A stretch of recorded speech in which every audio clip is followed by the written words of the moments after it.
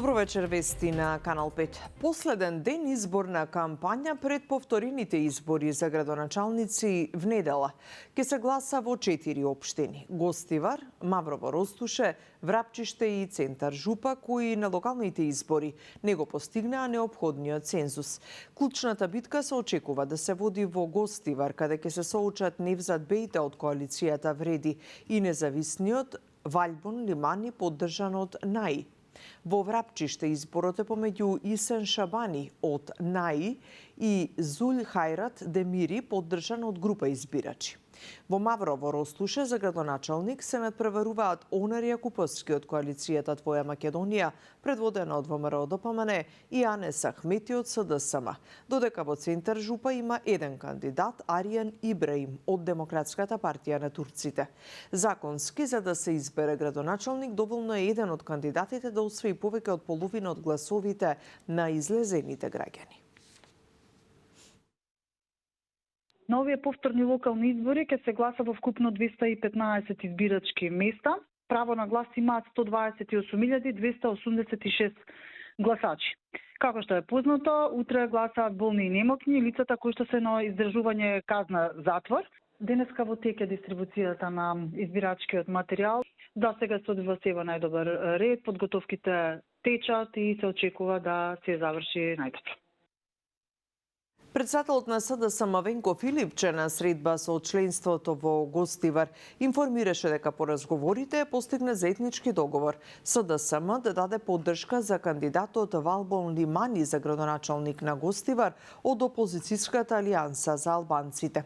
Апелирам да ги мобилизираме што повеќе членовите и да му дадеме поддршка на Валбон, порача Филипче, додавајќи дека изборниот циклус ќе биде јасен индикатор за опозицијското расположение во Гостивар.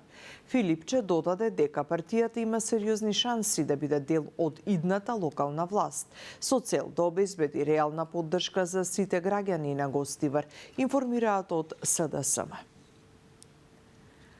Во собранието се доставени материјалите за избор на Сузана Јошевска-Анастасовска и Арлинда Кадри Шахиновиќ за членови на Судскиот совет на предлог на председателката Гордана Силјановска-Давкова.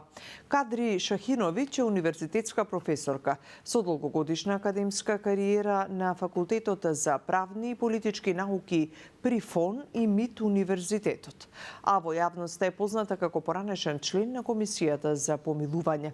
Јошевска-Анастасовска е адвокатка со повеќе годишна пракса, особено во кривични предмети. Предлозите следат по неодамнешното усвојување на новиот закон за Судскиот совет, кој носи измени за зголемување на транспарентност и отчетност, јавност во постапките, прецизирање на критериумите за избор на истакнат правник. Се очекува предлозите на председателката да влезат во собраниска процедура од понеделник. Традиционален божикен ручек за државниот врв приреди поглаварот на Македонската православна црква Охридска архиепископија господин Стефан по повод божикните празници и својот имен ден. Денеска на трет ден Божик, кога црквата го прославува и споменот на светиот архиѓакон и првомаченик Стефан. На божикната трпеза присуствуваа председателката Силјановска-Давкова, премиерот Мицкоски, председателот на собранието Гаши, како и митрополитот Брегалнички господин Иларион и митрополитот Тетовско-Гостиварски господин Јосиф. Должни сме да ги негуваме вредностите што не поттикнуваат да бидеме хумани, одговорни едни кон други и сплотени околу заедничкото добро и иднината на татковината, напиша председателката Силјановска-Давкова на Фејсбук.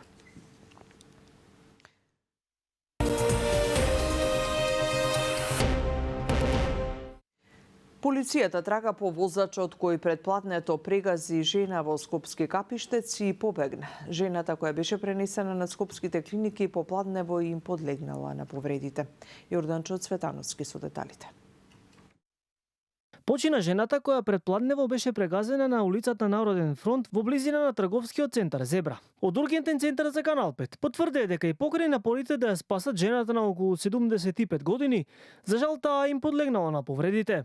Откако била прегазена, жената била пренесена на скопските клиники, а возачот кој ја прегазил побегнал од местото на настанот. Според информациите на МВР, несреќата се случила во 11 часот и 30 минути, а возачот на автомобилот откако ја прегазил продолжил да вози и побегнал. Несреќната жена поминувала улица на место каде што немало обележан пешачки премин.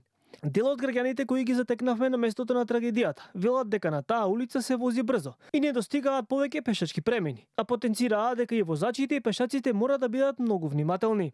Брзо се вози и доста е прометна. Треба да се внимава.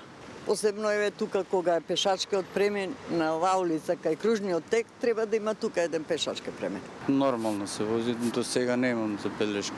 Поминувам тука по неделата секој ден што се вика, немам приметено дека брзо се вози. Пешачки мислам дека нема доволно. То секогаш ние треба да внимаваме. Пред се луѓето, па останатите. Ти секој возач може во момент да изгуби контрола над возилото. Секој се одговара за себе, нели? Затоа сега се постави едно сефти камери, каде што безбедноста би требало да се крене на повисоко ниво. Ова е трет несреќен случај за 2 дена во Скопје, каде беа прегазени уште 2 жени, но минаа со повреди. Вчера во Скопје во 2 одвоени сообраќајни несреќи тешко беа повредени 61 годишна и 74 годишна жена. Болницата во Козле е преполна. 30 деца се хоспитализирани на детската клиника. Грипот ги преполнува амбулантите, иако се уште не го постигнал зенитот.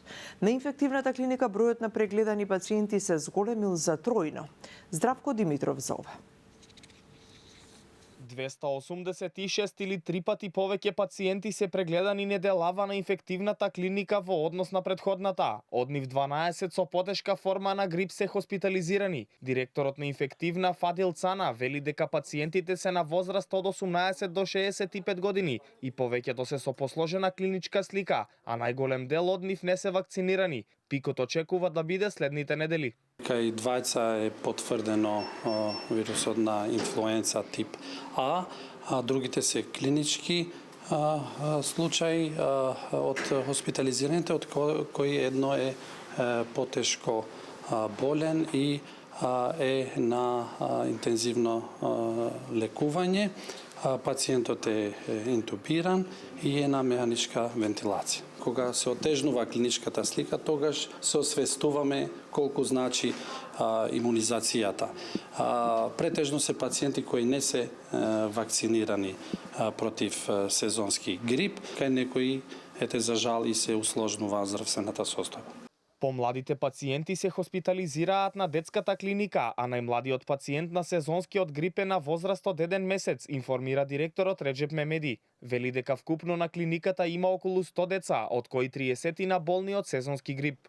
Во однос на сезонскиот грип, бележиме исто така и на нашата клиника пораст на бројот на пациенти кои имаат симптоми на грип и состојби слични на грип. Најголем дел од нив имаат полесна симптоматологија, се третираат амбулантски. Сите се во стабилна општа состојба, се разбира на почетокот помалите деца, односно доенчињата кои имаат потешка клиничка слика, имаат изразено отежнато дишење, имаат потреба од кислородна поддршка и така натаму од посебен третман, меѓутоа за среќа завршуваат сите добро. Освен во детската клиника, најмладите пациенти се хоспитализираат и на детската клиника во Козле, а според информациите од таму капацитетите се веќе исполнети и дневно се прегледуваат и до 250 деца. Според последниот извештај на Институтот за јавно здравје, бројот на заболени последната недела е драстично зголемен, а доколку трендот продолжи, најавија дека е можно да предложат препораки за мерки, вклучително и пролонгирање на стартот на второто полугодие. Ги завршуваме тука вестите. Имајте убава вечер.